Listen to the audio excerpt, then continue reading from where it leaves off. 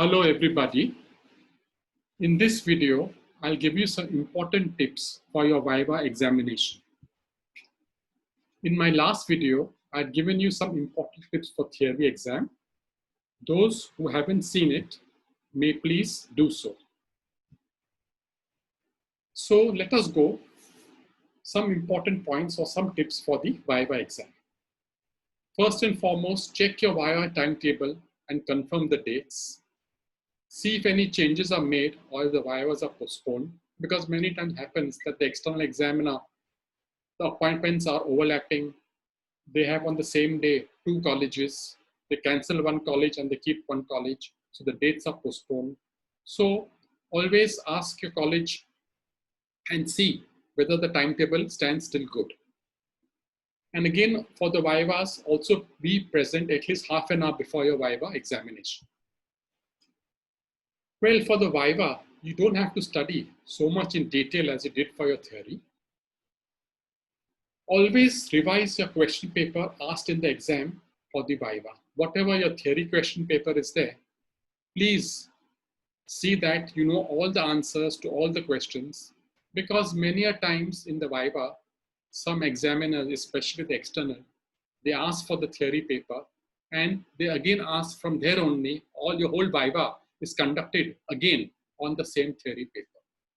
Most of the examiners, they do it, and some examiners may not follow this pattern, but it's always good excuse me, to have a look on to know all the questions of your theory. Again, also carry your college ID card, the hall ticket, and if any journal is there, also carry the journal. And double check that if your journal is signed by your head of department or by a teacher and also by the principal. Because if this sign is not there, then you will lose your marks for your journal. So please see that in your prelim exam only, all this is being taken care of. And always wear a well-laundered apron. It should be clean, it should be neat, it should be well ironed. Many a times we have seen students don't bother. They wear dirty aprons, stained aprons, very crumpled aprons. And the first thing which catches the attention of the examiner is your apron. They ask you, you didn't have time to wash your apron. You should have at least presented yourself well in the examination. So also your personal grooming should be at its best. Best meaning not too good. At least the minimum requirement is that boys should be well shaven. Many a times we have seen the boys, they grow beard or they haven't shaved for a week's time and their presentation or their appearance is not very good. So the examiner also complains on their personal appearance. And the girls obviously must not be overdressed. Whatever the dress code is given for the examination, for certain colleges, they have certain dress code, you must wear it. If not so, just wear something which is presentable and don't be overdressed. When you go in the exam room or in the exam hall or in the department where the examination is held, please wish to your examiner either good morning, good afternoon, whatever the time of the day it is. And generally, please do not immediately sit on the chair until the examiner asks you to sit. When he asks you to sit, be polite, say thank you sir or madam and sit down. And always talk in an audible note. That means what? Do not talk so softly that the examiner cannot hear you. Or do not shout on top of your voice so that everybody can hear you even outside the department.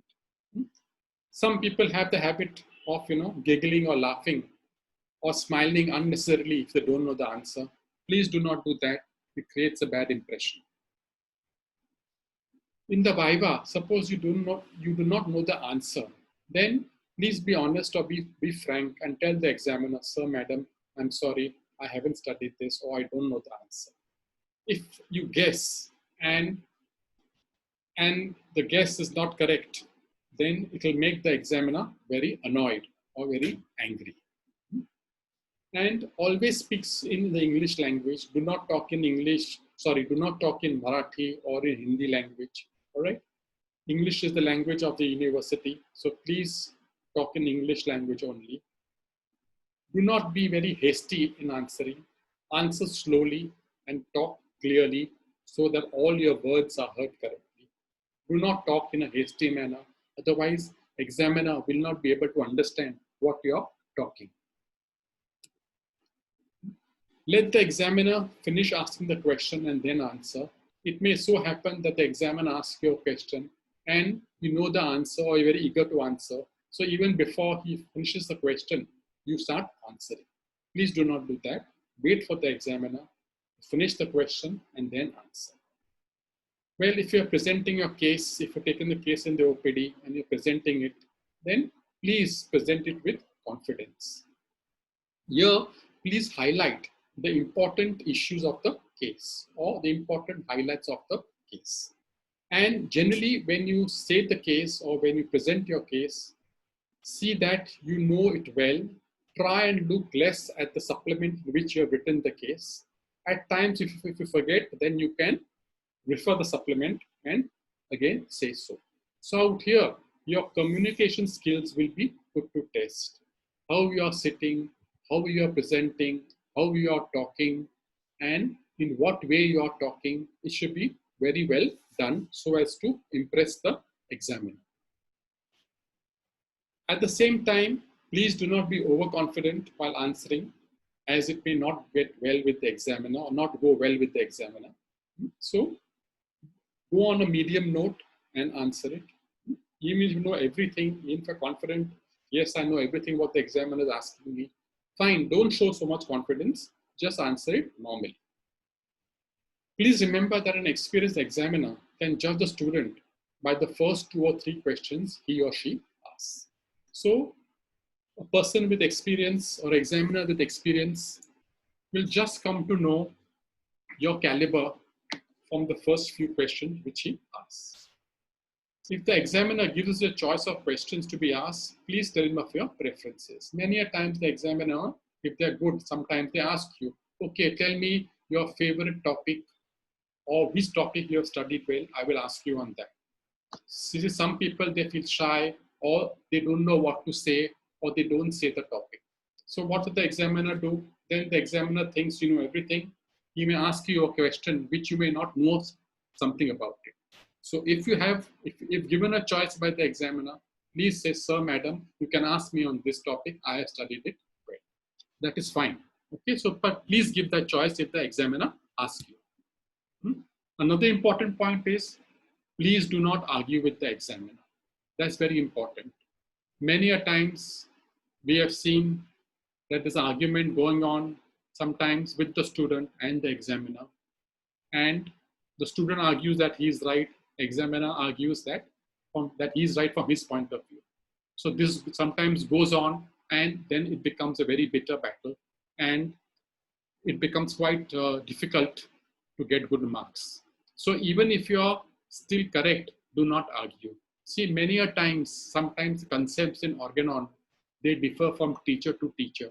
So if your college teacher has taught you something and you answer it, and the other examiner who has a different concept may say it is wrong. Fine, accept it, say sorry, sir. I will listen to what you are going to tell me. So that will be fine. That will be the end of the matter. So do not argue. Otherwise, you may get less marks or even the examiner may fail you. So this will definitely affect your progress in your Viva. Okay? And even if you're overconfident or even if you study very well, please do not show off that you know more than the examiner. All right? So be modest, be calm, be cool, answer on a moderate note. Another important point is that see that your journal is signed both by the internal and the external examiner. So the journal is already signed by a head of department or by your teacher and by your principal. See that the examiner also, both the internal and the external, they sign it also. The student going for Viva, before, you can make the difference in your marks for the good or bad. It means what? Suppose one student is more intelligent than you are and he goes first for the Viva. and he answers well, and then you go. So naturally, the first student who's more intelligent than you may get good marks, and you will get maybe slight lesser marks. Okay? Or if a student goes before you is not very good, you're more intelligent, then you have the advantage. So that also can make some difference in your marking. Remember, if the examiner takes more time with you and at times asks you difficult questions, don't be afraid, as the examiner wants you to test your knowledge in order to give you very good marks. So if you answer practically all the questions and a few questions here and there you're not able to answer or not answered very satisfactorily, it doesn't matter. The examiner knows that you know your subject well, and naturally he's going to pass you, but he wants to give you good marks, or he wants to give you distinction marks about 75%.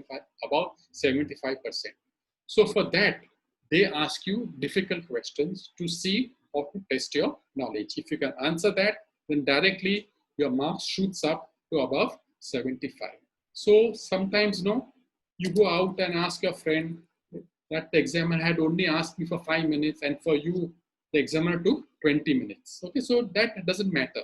All right, so please remember that more questions the examiner asks, and if you're answering, that means you're doing well. And if the examiner asks you more questions and if you're not answering, naturally you're not doing well. So please remember that. Another important point is that the first student who goes for the Viva exam may be at a slight disadvantage, as the examiner generally will take a more time for asking more questions, because examiner comes, he's eager to take the exam, he's fresh, and he asks more time. So the first opening batsman will definitely be asked more questions as compared to the other students. At the same time, take the opposite view. Even the last few students, the examiner may take less time, as now the examiner gets tired or he wants to wind up soon. So he may take less time in answering the questions. So, or if you go in a group of 2 to 3 students, then I feel it is quite safe. Why? Because if one student doesn't know the answer, the question is passed on to the next student and so on. So the next student may take up your answer which you do not know and may answer it. So that is also another thing which occurs in the Viva. And after Viva is over, always thank the examiner and leave. Say thank you, sir or madam, and leave the room. And after your Viva is over, please wait outside the examination hall or the department. Don't go home. Always ask your teacher whether you can leave, and then only you all leave. And also make it a point to ask your colleagues from other batches what the examiner has asked. And there's quite a possibility that the same question may be asked again and again by the same examiner of the different batches. So if you have an exam organ on the next day and your other colleague is there today, ask him what question the external examiner has asked you. It's quite possible that there'll be a chance of repetition. So you may get a bit more well prepared. So folks, that's all for this. So I hope you like this small presentation. Take up whatever tips you feel good and do well in the exam and get good marks in the Viva. So friends, please don't forget to subscribe and hit the bell icon to get notified when I put my other videos. And also give a huge thumbs up if you've enjoyed the video. If you have any doubts regarding this small video of mine, you can write a comment and I shall reply to it. And I'll also now post my next videos on important theory topics which may help you to study and have good marks. Take care. Thank you.